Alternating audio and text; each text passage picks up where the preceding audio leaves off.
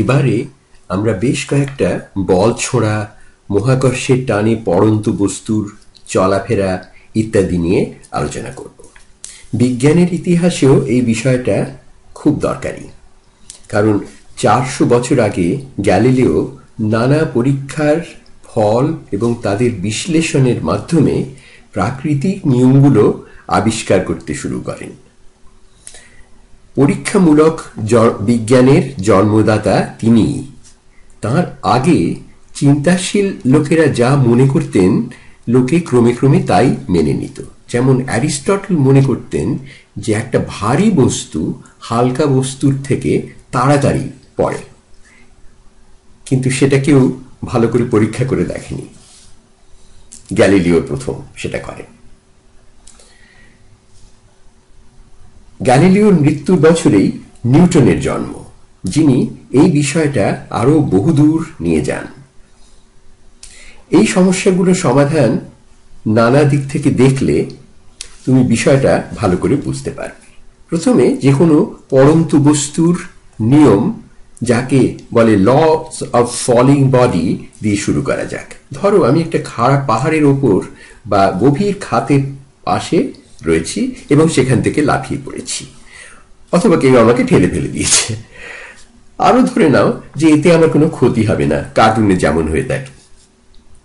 যেহেতু দাঁড়ানো অবস্থা থেকে আমার পড়া শুরু, তাই প্রারম্ভিক গতি 0।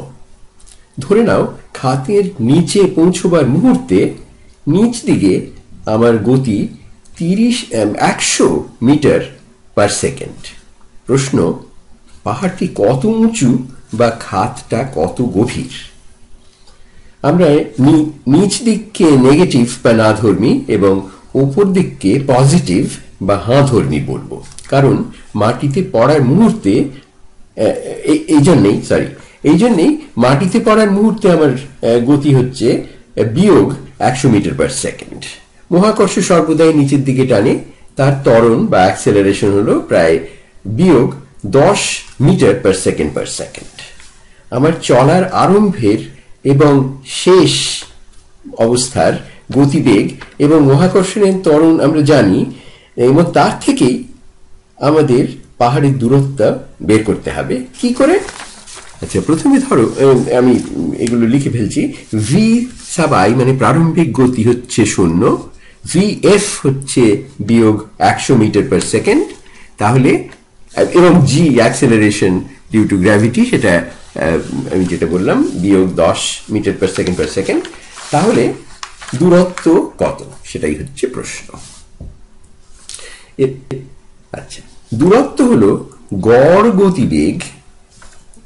যেহেতু গতিবেগ পাল্টাচ্ছে, সেজন্য আমাদের সে গড় বের করতে হবে, এবং কতক্ষণ চলেছে সেই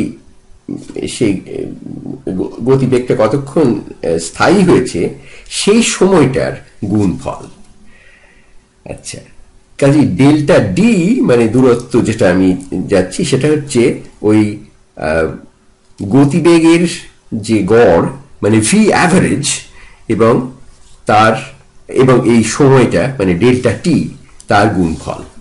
এখন ভি অ্যাভারেজ হচ্ছে ভি ইনিশিয়াল মানে ওই প্রারম্ভিক গতি এবং প্রান্তিক গতি VI এবং VF এর যোগফলের অর্ধেক, এবং এক্ষেত্রে সেটা বিয়োগ 100 যোগ 0, তার মানে বিয়োগ 100ই তাকে 2 দিয়ে ভাগ করলে যা হয়, মানে বিয়োগ 50 মিটার পার সেকেন্ড। আচ্ছা, এখন এটা অর্ধেক প্রবলেম সলভড। এখন বাকিটা হচ্ছে ডেল্টা টি, সেটা কেমন করে পাওয়া যেতে পারে? আচ্ছা,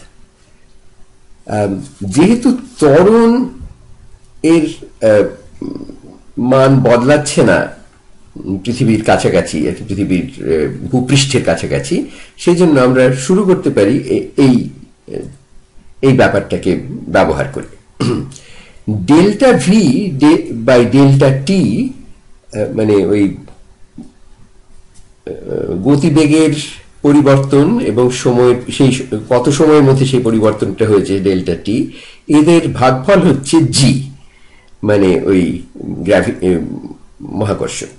তাহলে ডেল্টা ভি হচ্ছে জি গুণ যে সময়টা গেছে টি ধরো এখানে, কাজেই এটা আমরা জানি মানে ভি এফ বিয়োগ ভিআই হচ্ছে বিয়োগ 100 মিটার পার সেকেন্ড, আর ডান দিকে হচ্ছে জি হচ্ছে 10 এবং টি হচ্ছে সেই সময়ের দৈর্ঘ্য, মিটার পার সেকেন্ডকে সেকেন্ড দিয়ে গুণ, মানে সেটা হচ্ছে তাদের একক।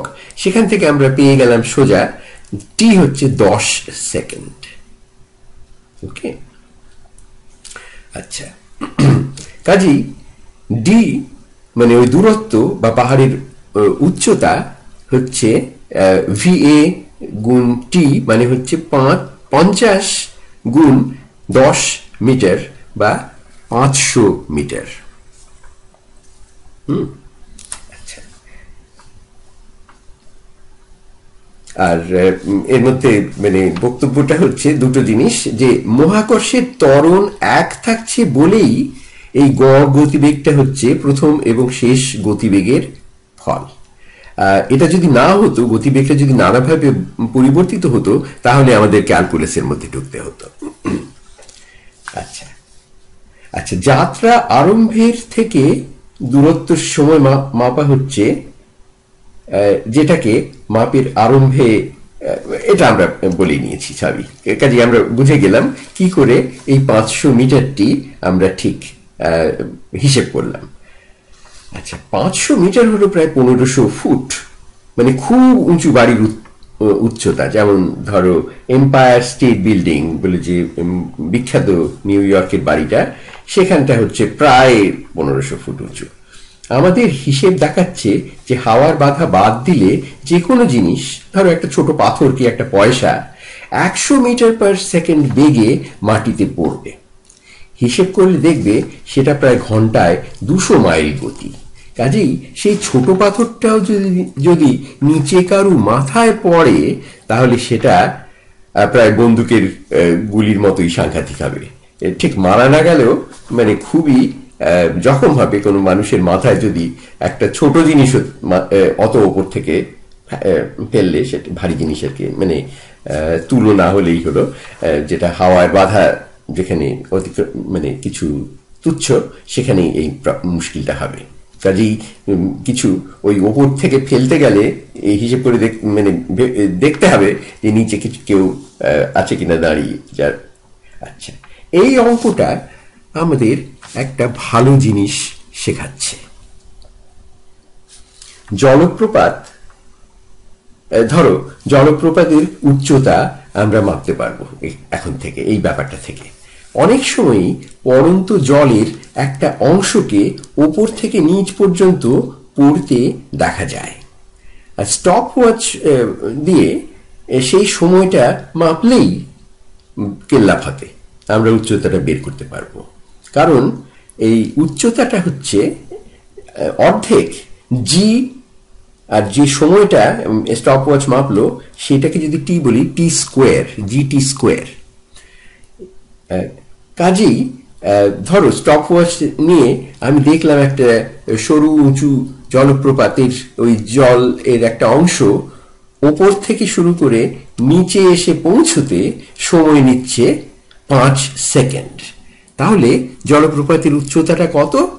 সেটা হচ্ছে এই ফর্মুলাটা যেটা আমরা আগেই জানি, যে এই দূরত্ব বা উচ্চতা হচ্ছে অর্ধেক জি টি স্কোয়ার। জি হচ্ছে 10, কাজেই 5 গুণ 5 স্কোয়ার বা 25, 5 25 125, কাজেই 125 মিটার হচ্ছে এই জলপ্রপাতটির উচ্চতা।